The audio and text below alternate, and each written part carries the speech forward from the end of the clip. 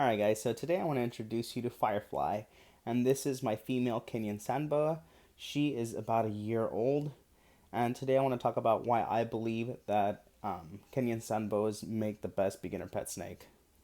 Alright, so there are many reasons that I believe that this is the best beginner pet snake, and I'm going to go through a couple of them. One of them is that these pretty much normal morphs are honestly the best looking for me because it's technically a black and orange snake. There's nothing better than that, you know? It's Halloween colors.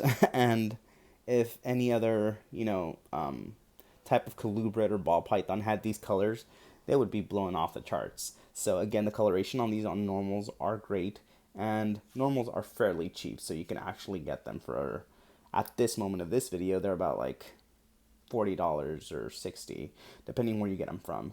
But again, easy to find and fairly cheap, great coloration. Alright, so there's many ways you can keep these snakes. For me, I use a tub system, and I pretty much keep the hot side between 85 to 90 and the cool side about 80. So they thrive like that. I know people are going to be commenting and saying all these things that, oh no, you have to keep them in a high temperature. You really don't. That's an average, in the desert it fluctuates. So they can survive. Again, they thrive for me very well. So I've never had an issue with them. And again, I keep them in 6 quart tubs in a rack system. So they prefer that. I know people want to have them in glass tanks and stuff like that. You can have them like that, but at the end they're just going to be burrowed in. I don't use any hides because they don't need them. I just put like a good rock size in there so they can shed off nicely. Again, never have a problem with them shedding or any of that stuff, but that's pretty much how I keep them. And I just have a little like deli cup, if I can show you. Sorry, let's see. One of these of water, and that's pretty much all they need for that. Now for food, I feed them once every 2 weeks, and this girl's about a year old, so she's not that large. Um, Again, I don't power feed. I don't try to get my snakes up to size really quickly. Again, I want healthy snakes. I want them to reproduce well and live long. So that's my goal, to take care of my pets and make them live long and well. And yeah, again, this is a female. She's gonna get about 3 feet tall if she gets a fairly good size.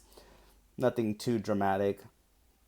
And again, they are fairly cheap to take care of because again, you only have to feed them like once every uh, 14 days pretty much.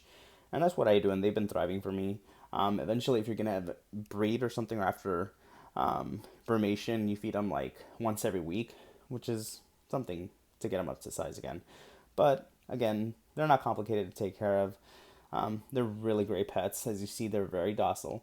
Um, they usually never miss a meal every time I try to feed them. If they do, it's not a big deal. I've had one go off feed for about 6, 7 months and not lose too much weight. So again, these can go off feed for a while. Don't worry about them too much, but again, try to keep them well. And again, they make great pets. The coloration on these are freaking amazing, and I feel like they're eventually going to grow big in the reptile community. Now, one thing I want to mention is that these guys are boas. So if you ever want to breed them, they are live bearers, so you don't have to deal with incubation and eggs and stuff like that. Again, they're live bearers, so they grow their baby inside and then they pop out live babies. So if you ever want to breed them, then it's fairly easy to breed them.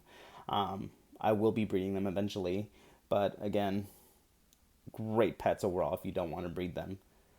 Right, so the only one thing that I rate these guys above the hognose is the feeding.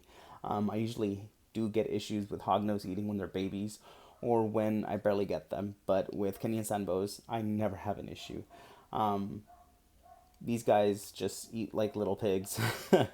And again, they can be sometimes finicky eaters early on, but they usually tend to eat, and you don't have to scent like you do with hognoses. So these guys eventually, once they start eating, they'll keep eating. And again, that is a very unstressful thing when you have to like deal with a pet, because there are a lot of times where people get really stressed out because they don't see their snake eating, and that is a big stress. All right, so one of the best advices I want to give you guys is if you're looking into getting a Kenyan Sandbo or a hognose or any other snake, I know people post a lot of things on Facebook and stuff like that saying, oh, how do I keep my snake? What's the husbandry, temperatures, all that stuff. I think there's a lot of wrong information out there online. And I think the best thing you can do for your pet and yourself is to let the person know who you bought it from, the breeder from. If, let's say, you buy a snake from me, you should ask me how I kept the snake and what I did with it, how I kept it, what temperatures I kept it in, and try to mimic that husbandry and homing style. Because if you have a hognose or you have a Kenyan sandboa that was in a tub its whole life, and then you put it in a vivarium and it doesn't thrive, it's because it's not used to that. It's not used to the open space. It's used to something that's confined. So again, talk to your breeder and see how they kept it, so you can actually mimic that husbandry and everything, so your snake can thrive. And that's something that I want you guys to understand, because a lot of people, again, give out the wrong information online. People think because they have one snake, they know everything about it. They don't. You have to talk to breeders because they've kept hundreds of those snakes, and they've gone through so many types of snakes with different behaviors, because not every snake is different. This one's different from my other Kenyan Samboa, and that one's different from the other one I have.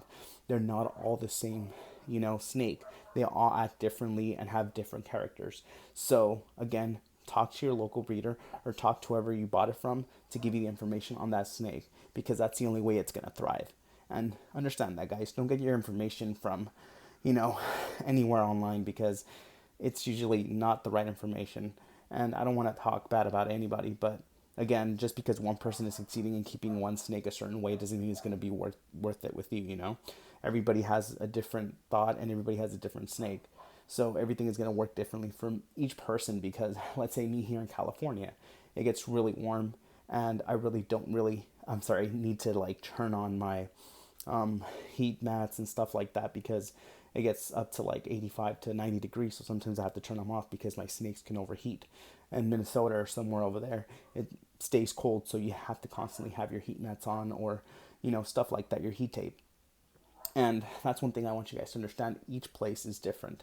And I want you guys to actually know how to take care of your snakes, because you can easily fail and they won't thrive for you. So that's one thing you guys need to pay attention to. But that's pretty much it, guys.